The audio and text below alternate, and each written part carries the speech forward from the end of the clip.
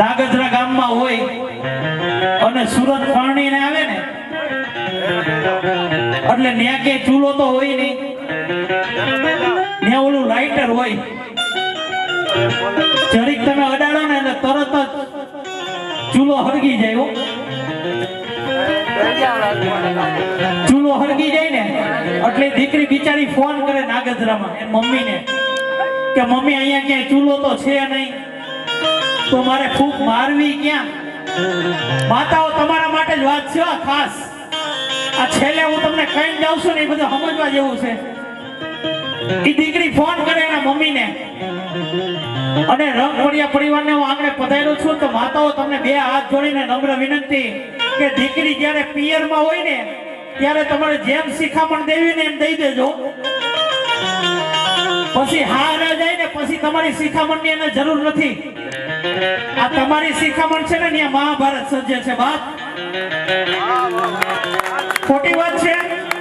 આ મારા વડીલોને ખબર ન હોય, પાછળથી ફોન થતા હોય, દીકરીને અહીંથી ફૂંક મારવામાં આવે કે બેટા તારે આમ કરવાનું, તારા હાવ કઈ પણ આડાવડા થાય ને એટલે ફર ઉડાડી જ દેવાના. એટલે એવી ફૂંક મારતા હોય તો બંધ થઈ જાજો. અને બીજા નંબરમાં હું ફૂંકની વાત કરતો હતો. નાગજરામાંથી દીકરી પરણીને સુરત આવે ને એટલે ત્યાં તો ક્યાંય ચૂલા હોય નહીં, ત્યાં તો ઓલું લાઇટર હોય. એટલે તરત જ દીકરીને મમ્મીને ફોન કરે કે મમ્મી અહીંયા ક્યાંય ચૂલો તો છે નહીં, તો મારે ફૂંક મારવી ક્યાં? એટલે મા વળી સલાહ આપે કે બેટા ફૂંક દરરોજની દરરોજ કાઢી નાખવી હો, ગોટાળો થાય એવું ન કરવું. પણ મમ્મી મારે મારવી ક્યાં? ચૂલો તો છે નહીં. ત્યારે એની માં શું કે ખબર માતાઓ? ઈ કે હાંજે જ્યારે ઓલો ચૂલો બેડરૂમમાં આવે ને એટલે તરત જ કાનમાં ફૂંક મારી દેવાની. એટલે રંગવડિયા પરિવારને આંગણે હું આવ્યો છું. જે ફૂંક મારતા હોય ને માતાઓ ઈ બંધ થઈ જાજો. કારણ કે ચૂલાની ફૂંકથી તો ખાલી લાકડા હરકતા હતા અને તમારી બેડરૂમની ફૂંકથી તો છે ને આખા પરિવાર હરગી જાય છે બાપ. ભાઈઓને ભેગા નો રહેવા દે, એકબીજાને બોલવા લાયક નો રહેવા દે. એટલે ફૂંક મારતા હોય ને મહેરબાની કરીને બંધ થઈ જાજો.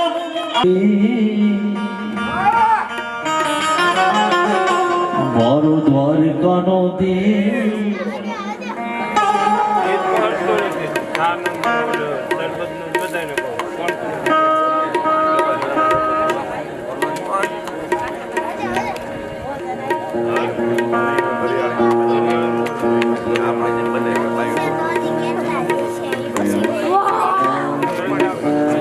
રંગીલો રાય રણ છોડે છે.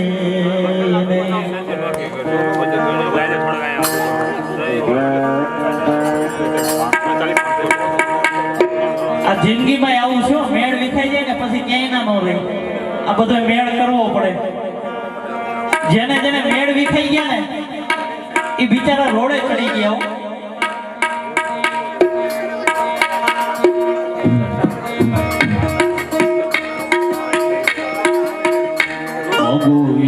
આપે 30 મારો દ્વારકાધીશ, માગો ઈસુ આપે 30 મારો દ્વારકાધીશ. ઈ તો રંગીલો રાય રણ છોડ છે.